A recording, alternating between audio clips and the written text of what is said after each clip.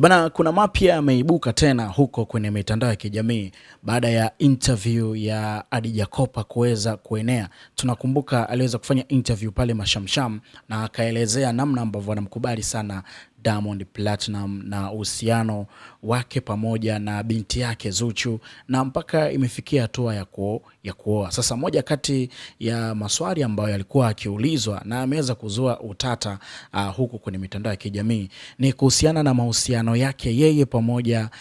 na Mama Dangote. Tunafahamu kwamba kumekuwa kuna mambo mengi sana amekuwa akizungumzika na vitu kama hivi hapo. Sasa Khadija Kopa bwana ni mtu ambaye amenyooka sana, amekuwa apendagi kona kona, na huwa katika vitu ambavyo havipendi wakati anaongea apendi sana unafiki, au sio? Sasa ameweza kufunguka na amesema kwamba kikweli kwenye macho ya watu yeye pamoja na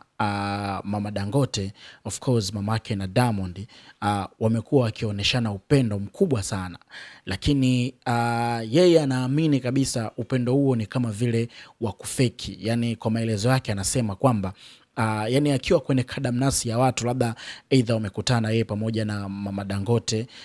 lazima waoneshe upendo, kupendana, kwamba kuna mahusiano mazuri, lakini nyuma ya pazia kumekuwa kuna vitu vya sintofahamu baina yao, kwamba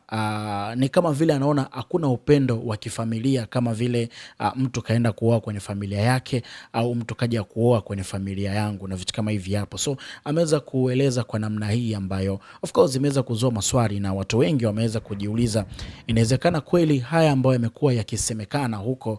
kwenye mitandao ya kijamii juu ya kutokuelewana kati ya Mama Dangote pamoja na Bi Khadija Kopa, kwa sababu kuna tetesi ambazo zishaye kuzunguka huko nyuma. Wanadai kwamba kipindi kile Diamond alivyompa pesa Zuchu ya kumnunulia mama yake gari kwa mara ya kwanza ambayo ilikuwa ni Alphard, Mama Dangote hakupenda kabisa, na hilo ndo jambo ambalo liliweza kuonekana kama vile Mama Dangote ana ubinafsi fulani, hataki mwanamke mwenzie pia naye apate, na hii imeweza kumtafuna pia mpaka Zuchu, kwa sababu wamekuwa ni watu ambao hawana